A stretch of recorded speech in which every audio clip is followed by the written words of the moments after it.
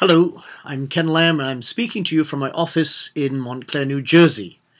As you know, it's been rather cold up here in the New York area, so I'm really looking forward to coming to Charleston to work with the symphony in a couple of weeks. For this program, I've chosen two early works of Richard Strauss and Igor Stravinsky. Now, Strauss was a young 24-year-old when he wrote Death and Transfiguration, one of his earliest tone poems.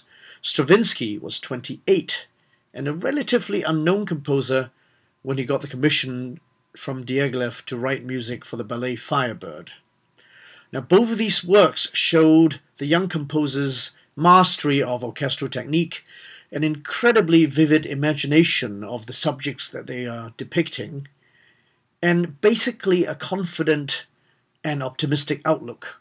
These works, of course, played no small part in establishing the reputation of both of the composers. Now contrast these with the cello concerto of Sir Edward Elgar. Elgar wrote the concerto in 1919, which incidentally is the same year that Stravinsky put together the suite to the Firebird.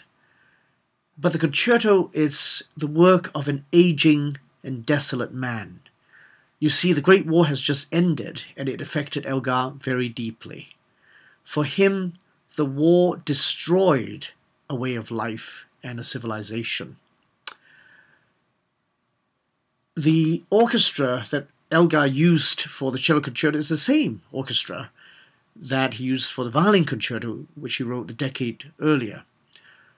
But instead of the lush and passionate orchestration that is the violin concerto, here in the cello concerto, it is sparse and restrained.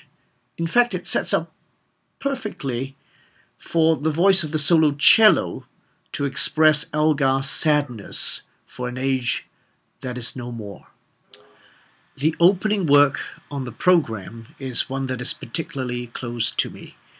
As many of you will know, Vaughan Williams collected folk tunes all over the British Isles, and Dives in Lazarus is a favorite tune of his. Vaughan Williams also had a very strong connection with the town of Dorking in Surrey, which is just south of London, and it is where his family home used to be, and also the place where he wrote the five variants. I remember as a boarding schoolboy in Epsom, which is just a few miles up the road from Dorking, I heard the five variants performed in my school chapel, and I will never forget the sound of the lush strings and harp resonating in the space. It's really quite wonderful, and I'm sure you'll enjoy the work. So, I look forward to coming to Charleston and working with the cellist Natalia Khoma and the symphony. See you very soon.